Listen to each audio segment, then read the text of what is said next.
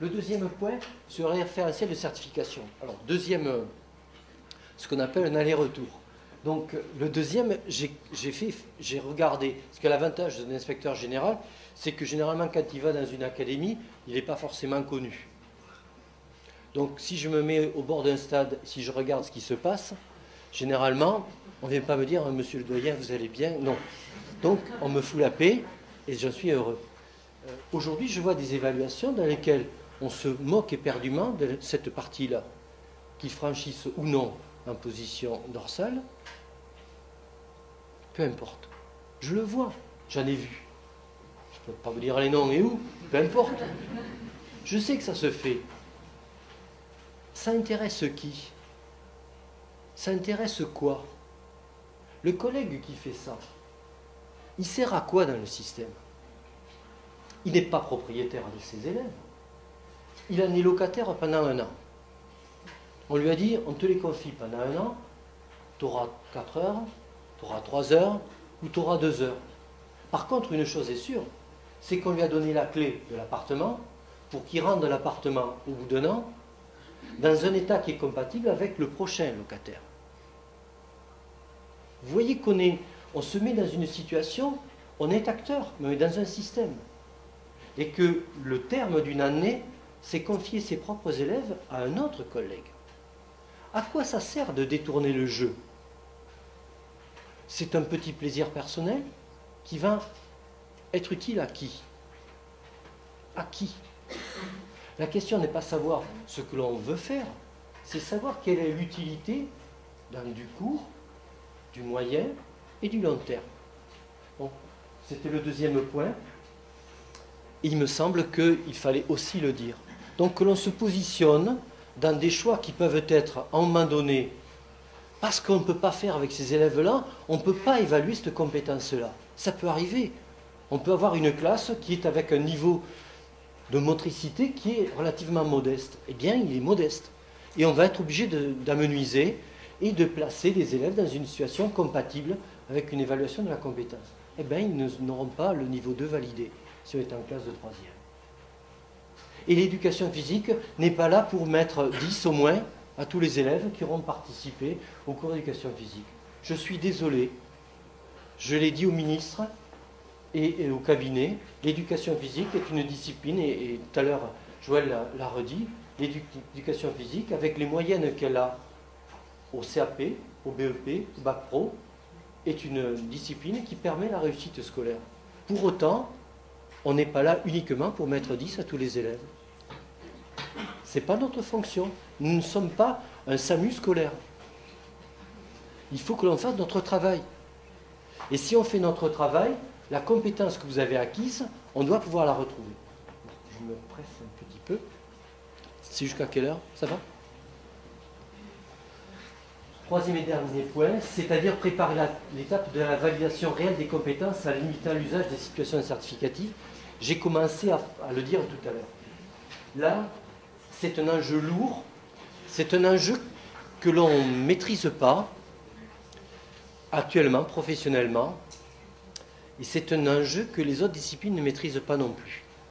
Donc, mon travail, ce n'est pas de dire il y a ça à faire, il y a à dire voilà ce qu'il y aurait à faire, et on va se mettre dans ce chantier-là, petit à petit. Je vous l'ai dit, ça va prendre du temps.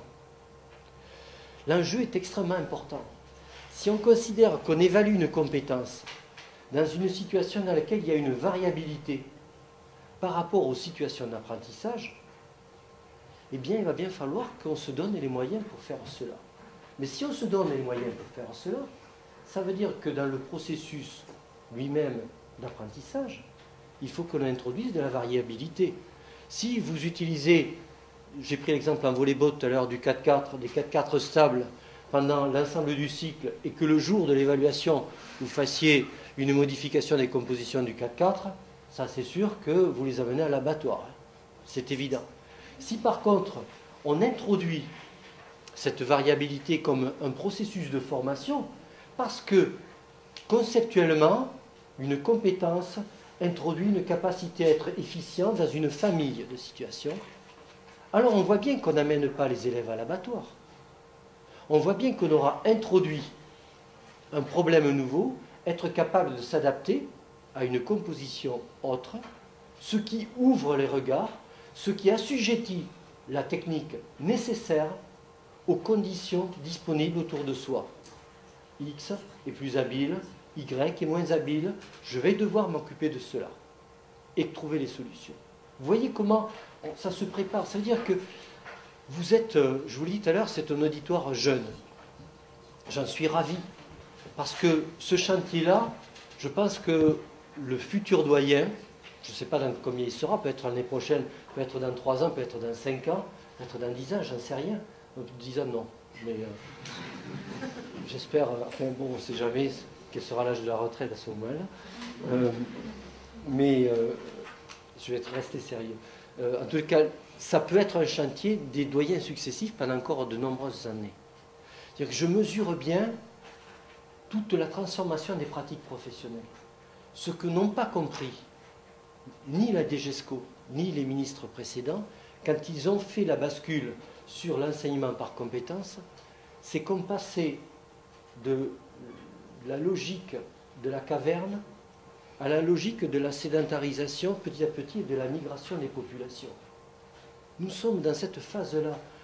On vivait dans une caverne, il y avait ce qu'il y avait à faire, on enseignait comme cela, et aujourd'hui on dit on enseigne par compétence, c'est plus comme ça. Et on nous dit maintenant, vous sortez de la caverne et vous allez bâtir les cités lacustres, et vous allez bâtir les villes, et vous allez être des nomades. C'est pas rien. C'est un changement extrêmement qui a pris des milliers et des milliers d'années. Nous, ce n'est pas des milliers d'années. On dit qu'en une décennie, nos pratiques professionnelles vont évoluer. Ça commence. On sait qu'on le voit. Il y a des établissements, je ne citerai pas les noms, mais des établissements, dans cette académie et dans d'autres académies, qui font un travail remarquable. Remarquable. Mais par contre, à côté, il y a des mauvais enseignants. Il y en a partout. Parce qu'il y a aussi des mauvais inspecteurs généraux, il y a des mauvais doyens, on le sait. Il y en a partout, donc c'est équitablement distribué. Mais la seule chose, c'est que quand on sait qu'on est mauvais et qu'on sait pourquoi il faut qu'on change, on a une bonne raison de changer. Quand je dis mauvais, je suis extrêmement péjoratif. C'est-à-dire quand on ne veut pas bouger. Vous savez, je parle des gens qui sont sclérosés. En disant, j'ai toujours fait ça pendant 20 ans, ils ne vont pas m'emmerder, je ne vais rien changer. J'en connais, je peux dire des noms. J'ai en tête d'anciens collègues comme cela. Mais ce n'est pas avec ça qu'on est porteur de quelque chose et on doit faire avancer. Et il faut qu'on fasse avancer. Et je peux dire qu'il y a aussi des jeunes sortants qui sont en pré-retraite intellectuelle. Qu'on balaye de... C'est pas une classification par l'âge. Mais une chose est sûre, c'est que nous avons du travail à faire, vous et nous. Nous en accompagnement, et vous, au sein de votre activité journalière, au sein de vos classes, mais au sein de vos équipes et dans l'académie. Ça, c'était cette diapositive qui me paraissait importante de présenter. Alors, on peut le décliner en 3 éléments. Premier élément, c'est observer et analyser les pratiques au regard des compétences par rapport au socle livré et au programme. C'est un premier chantier dans cette transformation. De toute façon, d'une manière ou d'une autre, cette vision n'est pas que la vision de l'enseignement de l'éducation physique, c'est une vision qui va devoir s'étendre à l'effet éducatif que l'on cherche à obtenir dans un établissement scolaire pour une classe, pour un niveau de classe, pour des niveaux de classe. Il va falloir que l'on puisse avoir en tête petit à petit que l'enseignement par compétence, ça ne se limite pas à l'enseignement d'éducation physique. C'est une étape nécessaire de se transformer, c'est une étape qui va devoir s'étendre parce que les effets éducatifs visés vont vous obliger à vous dire mais si je fais ça, si j'impulse, il faut que j'aille voir aussi d'autres profs pour travailler sur ça. Et il faut qu'avec d'autres profs, on puisse dire que les effets éducatifs prioritaires, par exemple être capable d'observer, être capable de tenir des outils d'observation, être capable de tenir des tableaux de résultats ou des tableaux de données, être capable d'analyser des tableaux de données, Ça fait partie des éléments. Ça existe si vous lisez l'ensemble des compétences et des items du socle, vous allez les trouver. Donc il faut que petit à petit, vous regardiez si parmi l'activité que vous proposez à vos élèves, il n'y a pas ces éléments qui sont présents dans les activités qui sont attendues en termes de validation des compétences du socle. C'est le premier élément. Alors ce n'est pas un plaidoyer pour dire il faut à tout prix que l'éducation physique soit dans le socle. Ce n'est pas vrai. Je suis désolé que les piliers du socle ne prennent pas en compte la dimension de l'individu. On bataille sans cesse. Je ne sais pas ce qui va devenir. Je n'en sais rien. On n'arrive pas à faire entrer cela. Je ne sais pas pourquoi. Bon, peu importe. On n'est pas là pour faire une analyse institutionnelle. On est en train de dire qu'on essaie de peser, on n'arrive pas à obtenir cela. Pour autant, peser en haut lieu et peser en établissement scolaire, peut-être que c'est par l'établissement scolaire qu'on va y arriver. Et je pense que c'est là qu'on y arrive. Parce que déjà, on y arrive dans certains établissements. Pourquoi je dis cela? Parce que dans certains établissements, les enseignements par niveau de classe, en classe de 6e par exemple, il y a des options d'effets éducatifs attendus. On essaie d'apprendre de cette manière-là, on essaie construire l'autonomie en classe de 6e, c'est ça. Être citoyen en 6e, c'est ça. Et il y a des contributions des différentes disciplines pour accéder à ces capacités, puisque là on est sur des capacités. C'est cette entrée qui me semble être l'ouverture de la discipline sur ce qu'il y aura à faire probablement dans les années à venir. La loi qui vient d'être mise en place réintroduit le socle. On ne sait pas exactement sous quelle forme, parce que les décrets d'application vont maintenant être publiés, mais dans tous les cas de figure, il y aura. Et on sait que dans l'établissement scolaire où on a travaillé sur les effets éducatifs, il y a aussi des validations de livrets dans lesquels les professeurs d'éducation physique sont concernés. Si on veut que les professeurs d'éducation physique puissent être concernés par de la validation des capacités du socle, il faut bien que l'éducation physique témoigne qu'elle contribue à évaluer ses capacités. Donc il faut rendre explicite ce qui est encore trop peu explicite aux yeux des autres. Ce que je vous ai dit pour l'élève, il faut qu'il sache dire ce qu'il sait faire.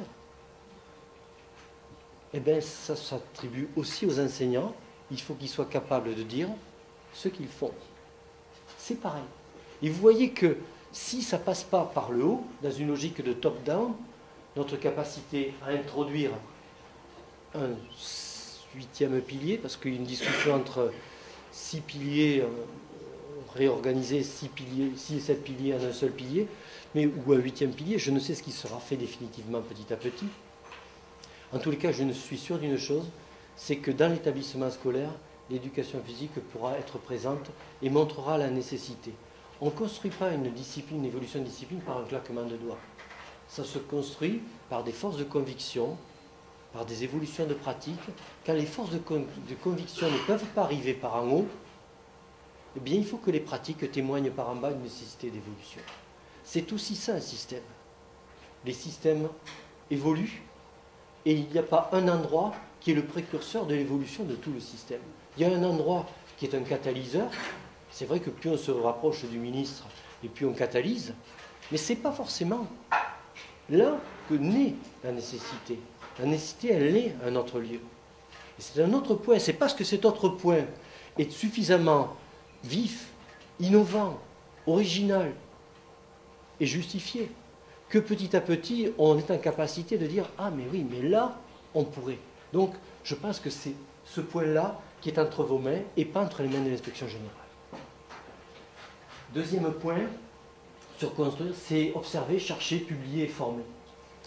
C'est sur un point particulier, parce que là, je crois qu'on a du travail à faire, vous et nous.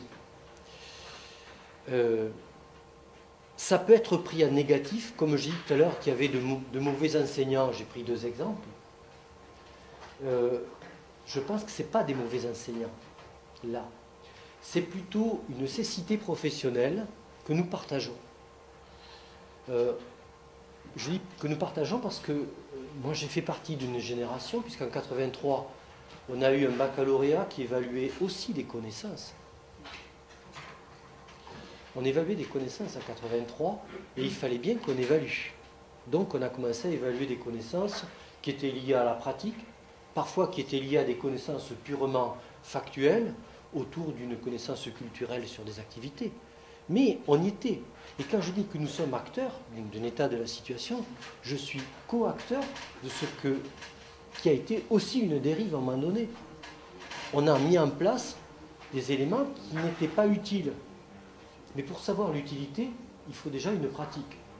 Et on a vu quelle était la limite de cette propre pratique. Donc, le travail observé et le travail requis. Quand je mets cet élément, c'est une réflexion que je vous invite à faire sur le temps de travail effectif que vous donnez à vos élèves. Tout à l'heure, Joël a fait un commentaire entre 10 heures de pratique effective et 20 heures de pratique. Vous savez, sur la durée des cycles. Ça ne veut rien dire. Vous pouvez mettre quelqu'un dans un amphithéâtre et il n'en sortira rien s'il ne veut pas écouter, s'il n'écoute pas.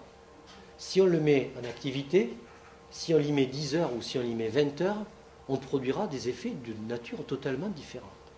Donc ce qui est important, c'est que l'on puisse regarder quel est le temps de travail que l'on offre par rapport à l'acquisition attendue. Vous voyez ce que je veux dire?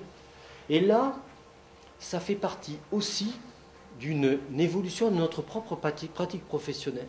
Je pense qu'on n'est peut-être pas assez attentif à cette dimension-là. Pourquoi je dis ça?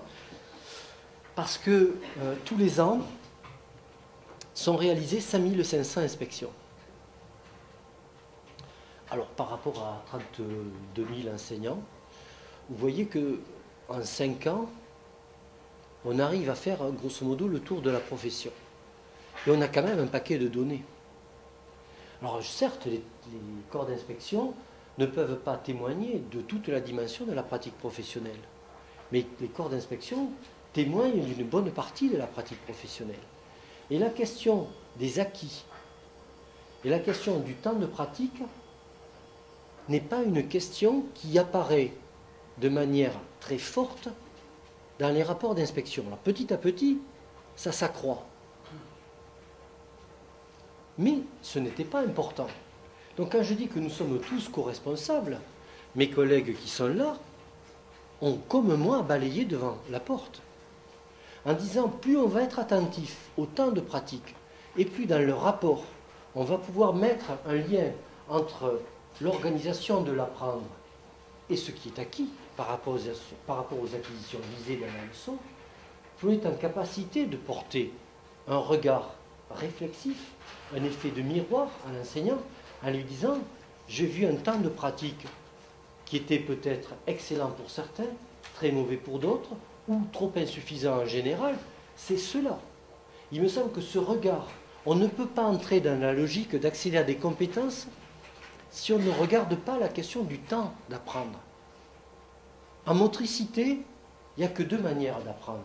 Par la pratique effective ou par la stimulation sur une image mentale. Ça a été fait depuis les années 60 par des stimulations. Mais chez des sportifs de haut niveau qui avaient déjà les programmes moteurs disponibles et ont réactivé par une stimulation des programmes moteurs pour avoir un accroissement de l'ensemble des unités motrices qui étaient disponibles. Ça a été des programmes d'entraînement et en particulier les pays de l'Est ont vraiment travaillé là-dessus. C'était extrêmement intéressant. Mais encore faut-il avoir un programme moteur disponible. S'il n'y a pas de programme moteur disponible, on va faire quoi? On va faire bouger un pantin. C'est tout ce qu'on va faire. Donc il faut qu'il y ait à un moment donné le temps d'acquisition d'un programme moteur pas fin, mais déjà suffisamment affiné pour qu'il ne soit pas un programme moteur général, mais un programme moteur affiné, sur lequel on va pouvoir ensuite porter de la réflexion, porter de l'observation, donner une image qui permet de reconstruire cette fois-ci les feedbacks nécessaires à l'évolution du faire ressenti avec un faire observé et donc vu par l'intéressé. Donc vous voyez que s'attacher au temps de pratique pour solidifier, stabiliser des acquisitions est aussi un temps de travail qu'il va falloir que l'on se donne. Et vous travaillez là-dessus.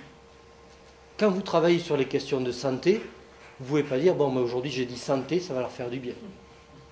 On est bien d'accord. Ça ne s'arrête pas là.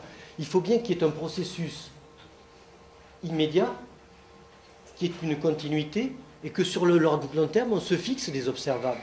Et on donne les observables. Eh bien, c'est pareil dans les apprentissages. C'est cela qui nous intéresse. Et notre profession, si elle entre dans la logique des compétences, il faut qu'elle puisse dire que si on veut accéder à une compétence, il va falloir que l'on ait du temps de pratique. Parce que la motricité, ça se construit sur des programmes moteurs. Et les programmes moteurs ne seront opérationnels que si on a des conduites qui sont associées, c'est-à-dire des éléments de décision sur la mise en œuvre du programme moteur. C'est un objet pensant, cet élève, pardon, c'est un sujet pensant pour réaliser des objets qui sont prévisionnels. Il faut qu'on l'organise comme ça. Troisième niveau, c'est la transformation des pratiques en matière de certification et de formation. Je vous l'ai dit tout à l'heure, ça, c'est le troisième avancée. Voilà, les 3 points majeurs sont là. Se mettre dans une perspective d'effets partagés avec d'autres disciplines. Ne pas oublier qu'on doit observer le temps de travail que l'on offre aux élèves pour que l'on stabilise. Et troisièmement, pour que l'on puisse avoir en matière de certification et de processus de formation un lien qui nous permette de dire qu'une compétence, ça s'évalue in fine et que le processus de formation doit permettre de faire de la variabilité pour qu'au dernier moment, on puisse faire cela. Introduire de la variabilité. On ne se presse pas, on commence à passer ça. Peut-être qu'il va y avoir du travail réalisé en académie. En tous les cas, il y a des travaux qui portent là-dessus dans d'autres académies. Point important sur les éléments, 2 points importants. On les prend immédiatement. L'état du handisport à l'école. Valérie Debuchy, ma collègue, est chargée d'un rapport au ministre sur la question du handisport. Alors, le handisport, c'est quelque chose qui nous a heurtés, parce que ce n'est pas nous qui sommes à l'origine de la qualification du terme. C'est la prise en charge des élèves qui sont en situation de handicap. Handisport, c'est un sous-élément des classifications qui appartiennent au ministère de la Jeunesse et des Sports. C'est déjà des batailles entre des fédérations, donc on est malheureux, mais les décisions de ministres se prennent pas forcément en prenant en considération des propositions d'inspecteurs généraux. Ça, c'est la réalité de la vie publique. Donc, il y a cela. Dans les travaux qui sont faits aussi dans l'académie, il y a cette dimension-là. Et il faut savoir que ce rapport est fait et qu'il aura des incidences, à la fois sur la prise en charge des élèves en situation de handicap, mais qui aura des incidences aussi sur la question de la santé. C'est un ensemble. Prendre en charge la question de la santé, ça fait partie des éléments prioritaires au niveau de la DGESCO. Il va falloir qu'on s'y colle. Alors attention, il y a des biais. On ne peut pas retrouver ce qu'a connu le Québec il y a une quinzaine d'années, même 18 ans, où les politiques de santé avaient pris toute la place pour l'éducation physique. Et petit à petit, ça devenait très compliqué de savoir ce qui se faisait, parce qu'ensuite on a partagé beaucoup de choses avec les autres, et que les pratiques physiques par rapport à des pratiques nutritives ou au travail sur le sommeil, ça peut prendre des places beaucoup trop importantes. Pour autant, ces questions-là, il va falloir que l'on travaille. Et nous avons préparé un PNF qui aura lieu en octobre, un plan national de formation dans lequel il y aura déjà une centaine de collègues présents pour organiser dans les années à venir ce relais handisport, c'est-à-dire prendre prise en charge des élèves en situation de handicap, mais aussi prise en charge de la santé dans une liaison qui est une liaison évidente avec la question du corps, avec la question des compétences, c'est-à-dire des conduites possibles chez les élèves qui disposent ou non de la totalité d'un potentiel ou moteur ou intellectuel. Ça fait partie de nos choix, ça fait partie aussi du travail que vous faites en académie. Et je voulais dire que vous pouviez être présent à la fois sur cela et à la fois sur cela. Ça fait partie des éléments, bien sûr, de collaboration. Le dernier point sur la refondation de l'école. Alors j'ai pris les mots-clés sur les 25 éléments majeurs qui apparaissent là-dedans. En quoi est-ce nouveau pour nous? Une nouvelle formation initiale et continue, métier de professorat, éducation physique. Là-dessus, je pense qu'on n'a pas beaucoup à attendre d'une évolution, parce que s'il y a des disciplines qui vont avoir des évolutions, c'est pas l'éducation physique. Ça fait longtemps que nous avons intégré dans la formation initiale, enfin que les STAPS ont intégré dans la formation initiale les conditions de prise en charge de l'être qui se meut, à la fois sur le plan affectif, à la place sur le plan physiologique et sur le plan social donc, et psychologique. Donc on a tous ces éléments-là, je ne sens pas beaucoup de choses, hormis sur la partie des compétences, où là il va y avoir de l'évolution. Donner la priorité à l'école primaire, ben, nous sommes d'accord, à partir du moment où nous avons harmonisé avec l'école primaire des éléments de continuité du curriculum de formation, et on a préparé les choses. Faire entrer l'école dans l'ère du numérique, eh bien, nous avons un PNF numérique qui a eu lieu déjà, et un autre qui va avoir lieu le 20 juin, c'est l'étape 2. Nous avons 2 entrées dans le numérique. Une entrée qui est sur les outils de l'enseignant, et une entrée qui est sur le pilotage de la discipline. L'entrée qui est sur le pilotage de la discipline, c'est-à-dire est-ce qu'on peut avoir un tableau de bord disciplinaire national qui nous permet d'avoir des données comparées et comparables entre les académies. Ça, c'est notre job à nous, corps d'inspection. Mais sur la question des outils, il y a quand même plein de choses. Il y a la question, je vous ai dit tout à l'heure, du logiciel qui permet de savoir où on en est sur les équipements sportifs pour son établissement, qui permet à la fois d'administrer la preuve qu'on a un déficit, parce qu'une fois qu'on a tout codé sur ce que l'on a comme durée de transport et autres pour chacune des installations, là-dessus, eh bien, on sait dans quelle situation le logiciel vous place en situation verte ou en situation orange ou en situation rouge, et puis ça apparaît sur certaines activités, pas sur d'autres activités, sur certaines CP, pas sur d'autres CP. Donc on a une situation qui est éclairante sur votre activité professionnelle intramuros dans l'établissement. Donc l'ère du numérique, c'est cela. Mais c'est aussi l'ère des outils. Combien d'enseignants utilisent des tablettes? On en a plein d'enseignants qui utilisent des tablettes. Vous savez, les tablettes informatiques qui permettent à la fois de faire un enregistrement ou d'être utilisées parce qu'il suffit, avec une modeste contribution, d'avoir immédiatement à l'écran un terrain de handball, un terrain de basket. On peut positionner des joueurs et reprendre immédiatement. C'est ça le numérique. Le numérique, c'est cela, côté enseignant, mais c'est aussi côté élève. Il y a un certain nombre d'établissements qui disposent aussi de cardiofréquencemètres qui permettent immédiatement de donner à l'ordinateur les résultats. C'est ça le numérique. C'est-à-dire qu'on sait petit à petit qu'on ne pourra pas se passer d'une situation de travail pour le corps et sur le corps à un travail de récapitulatif sur ce qu'est capable de faire le corps, c'est-à-dire le produit du travail. Donc le processus par l'image ou par le diagramme de l'effort, mais le produit de l'effort, on le garde aussi. Ça fait partie du numérique. Les contenus d'enseignement, eh bien on va les faire évoluer, mais la refondation de l'école pour l'éducation physique, on est déjà en voie. Les compétences, on a déjà commencé. Sur la question du travail avec l'élève, par l'élève, de l'individuation des parcours, ça fait longtemps qu'on a fait des non-nageurs à des nageurs. Ça fait longtemps que l'on a fait des groupes pour lesquels il faut travailler sur l'habileté dans les jonglages ou l'habileté sur les trajectoires, pendant qu'on a un groupe avec un terrain, avec un niveau qui est un niveau de travail sur des échanges, avec des niveaux de difficulté supérieurs. La différenciation, ce n'est pas encore parfait, mais on y est déjà. Donc, ça va se faire, mais on n'est pas assurer la progressivité des apprentissages de la maternelle au collège. Si là, on n'a pas commencé à travailler avec nos référentiels et notre curriculum de formation, c'est qu'on s'est trompé. Donc les 2 derniers permettent à tous de réussir dans le second degré, s'insérer dans la vie professionnelle. La réussite dans le second degré, c'est une partie du travail qui était liée à la diversification. Le passage obligé sur 3 compétences, de telle manière à ce qu'on ne soit pas avec uniquement des impositions de la CP4 pour des filles qui n'étaient pas forcément très intéressées par la CP4, hormis le badminton, parce qu'au moins on pouvait faire illusion en tapant sur un volant, et surtout en n'étant pas dérangé par l'adversaire pour ne pas être touché.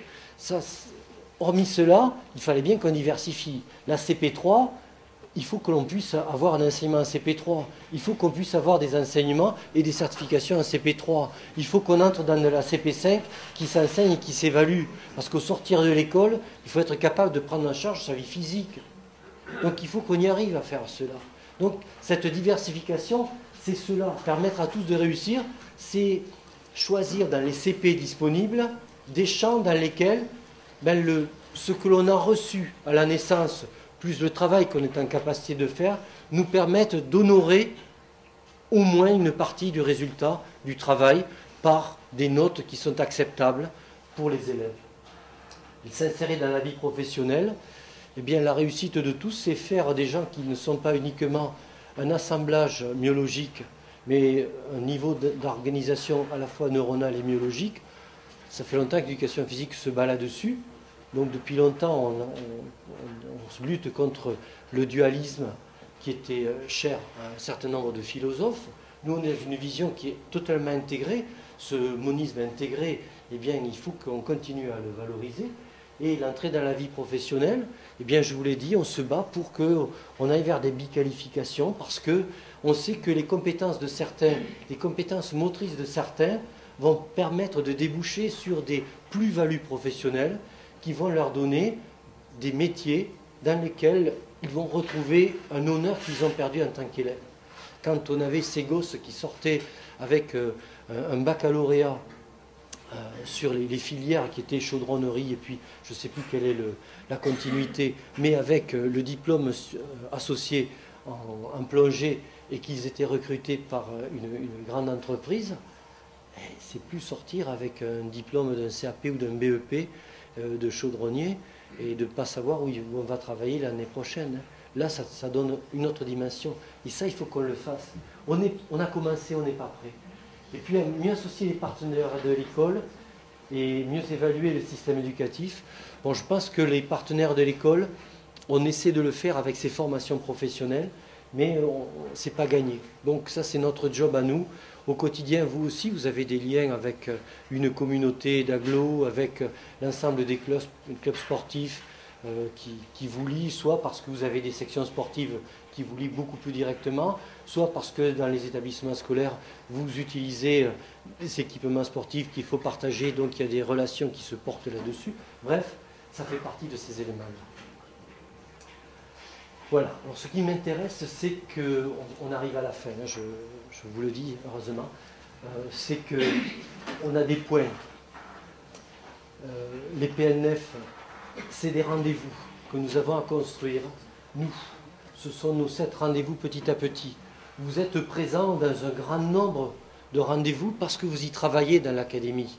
Parce que pour certains, vous avez des velléités, vous êtes porteurs des dossiers auprès des corps d'inspection. Pour d'autres, ce n'est pas encore engagé, mais le devenir, c'est que vous soyez petit à petit porteurs de dossiers. Ces rendez-vous sont pour nous, ces rendez-vous sont pour vous, petit à petit. Alors, comment le penser? La première des choses, c'est que le terme majeur, c'est qu'on ne peut pas penser national et local sans penser un modèle d'organisation. Si j'ai utilisé tout à l'heure un extrait de la théorie générale des systèmes, c'est que je suis profondément convaincu que nous devons travailler sur un modèle qui est le modèle de fédéralisme coordonné. Le modèle fédéraliste, c'est des unités autonomes qui avancent. Alors, on peut avoir un fédéralisme au niveau académique. On a 30 académies, 30 logiques, 30 avancées différentes, et puis 30 nations. Ça, c'est une vision, ce n'est pas la mienne, c'est pour le moment pas la vision de la République. L'autre vision, c'est qu'on a un fédéralisme coordonné. On a 30 académies qui ont des impulsions académiques, qui ont des logiques, qui ont des intérêts, qui ont des projets, mais qu'à côté de cela, on est contributif à une politique nationale à laquelle on est contributeur. Et ce fédéralisme coordonné, ça nous oblige, aux uns comme aux autres, à penser l'autre en même temps qu'on est en train de faire son propre travail. C'est-à-dire, quand on fait notre travail, nous, à l'IG, si on ne pense pas qu'on est en train de faire une nouvelle commande et que ce n'est pas mettant le doigt sur le bouton qu'en bout de ligne, les élèves vont lever les mains en disant bonjour, Si on ne pense pas que ceci est totalement erroné, c'est qu'on ne sait pas travailler aujourd'hui. Il faut que l'on ait un modèle coordonné, c'est-à-dire qu'il faut que l'on pense l'évolution avec ce que l'on sait des évolutions qui sont déjà en académie. Il faut qu'on pense les évolutions en fonction des personnes qui sont capables de relayer en académie. Il faut qu'on pense les évolutions en sachant qu'il y a des impulsions académiques qui vont nous donner des outils nationaux. Quand je vous ai parlé des outils pour savoir où on en est sur les équipements sportifs, ben oui, il y a des académies qui ont travaillé. Dans l'académie dans laquelle j'étais inspecteur, en 1997, on a bâti le premier outil informatique. L'académie de Créteil a développé un outil très sophistiqué qui est extrêmement prometteur. À Marseille, il y a un autre outil qui est extrêmement prometteur. On fait le choix des outils au niveau national, mais dans tous les cas, l'impulsion nationale ne vient que parce qu'il y a eu des impulsions académiques. Ce n'est pas le national qui dit ce qu'il y a à faire. Au national, on propose au ministre des décisions, mais ces décisions viennent des impulsions que l'on connaît. Quand je dis qu'on est sur un modèle de fédéralisme coordonné, c'est que c'est du fédéralisme coordonné. C'est vraiment coordonné. C'est parce qu'il y avait cet outil au niveau académique qu'on est en capacité de dire au niveau national, bon, c'est fini la préhistoire là? Où on parle sérieusement de la question des conditions d'enseignement. Si on ne peut pas le faire, si on ne peut pas parler des conditions d'enseignement, si on n'a pas un état des lieux, on ne peut pas avoir de référentiel national. Si on n'a pas de référentiel national, à quoi ça sert d'avoir un programme national? Donc il faut bien que l'on prenne l'ensemble des éléments comme des liens nécessaires entre un niveau d'action et un lieu d'action. Chaque fois, il faut penser l'autre. Pour cela, eh bien, il faut partager les enjeux et les priorités. Ce que j'ai essayé de vous présenter, c'est où on va, pourquoi on y va. Les enjeux académiques, Joël et Isabelle vous les ont présentés. Je n'ai aucun jugement à porter là-dessus. C'est une vie de l'académie. Je ne peux me penser que du bien, puisque c'est eux qui, avec vous, est en train de faire germer ce qu'il y aura à faire. Parce qu'il y a des visions académiques que je ne peux pas avoir. Troisième niveau, c'est une contribution à une politique de l'EPS. Alors, sans vous, on n'est rien. Hein. On n'est rien. Mais vous, sans votre voisin, vous n'êtes rien. Pas parce que vous êtes dans le même établissement, mais quand vous êtes dans deux établissements différents, c'est pareil. Savoir qu'il y en a un, je vais prendre un exemple en mathématiques. Si vous êtes au collège avec un modèle qui, en mathématiques, est établi à partir de la géométrie euclidienne dans un espace plan, et qu'à côté, dans l'établissement similaire, on travaille dans un espace qui est l'espace de Lobachevsky, c'est-à-dire multidimensionnel, on ne fait pas la même géométrie. Pourtant, il y a marqué géométrie. Mais qu'est-ce qui va se passer à la suite? Les élèves, ils vont comprendre quoi s'il n'y a pas cette harmonie? Donc, la question de la contribution à une politique de l'EPS, c'est cela. En quoi est-on utile? On n'est pas propriétaire de ses élèves. On est locataire pendant 1 an pour permettre à son successeur d'avoir des élèves qui ont acquis ce qui était à acquérir pendant l'année à laquelle ils ont été confiés. La production d'outils professionnels, vous êtes très bien placés, parce que dans l'académie, il y a beaucoup d'outils professionnels qui sont produits. Et les échanges, ça fait partie des éléments. Il y a des outils pour faire apprendre, il y a des outils pour témoigner de ce qui est retenu, ce qui est enseigné. Ça existe au niveau académique. C'est notre job à nous que d'annoncer, que de mettre à vue. Et il y a un site national que l'on vient de mettre en place, dans lequel il y a un droit d'accès, bien évidemment, on ne peut pas écrire n'importe quoi, bien évidemment, mais on peut aller chercher des outils qui sont mis par les académies. Donc l'idée, c'est d'avoir un site sur lequel, on vous donnera toutes les coordonnées, bien évidemment, on vient de finir de l'installer, de telle manière à ce que le partage des outils qui sont construits en un lieu soit immédiatement disponible dans notre lieu. Bon, pour une réussite de l'élève, c'est même pas la peine de le dire, vous avez compris pourquoi. Et pour une action professionnelle partagée, eh bien, ça fait partie des éléments qui étaient la base de mon intervention. Donc la moindre des choses, c'était de pouvoir vous remercier Parce que vous, sans nous, ce n'est pas un système éducatif. Et nous, sans vous, ce n'est pas un système éducatif non plus. Donc ce n'est pas de la flagornerie, c'est une réalité. Parce que si vous ne savez pas où on va, ça ne sert à rien de vous mettre en cuisine, vous ne savez pas ce qui est attendu dans la salle.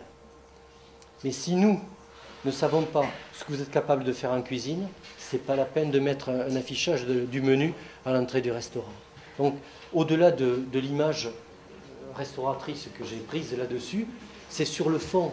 On ne peut pas penser l'un sans l'autre. Nous sommes copropriétaires et nous avons des devoirs les uns et les autres. À nous de tenir notre place, toute notre place, et permettre aux autres d'avoir des regards critiques, parce qu'il y aura forcément des regards critiques. Merci pour votre attention.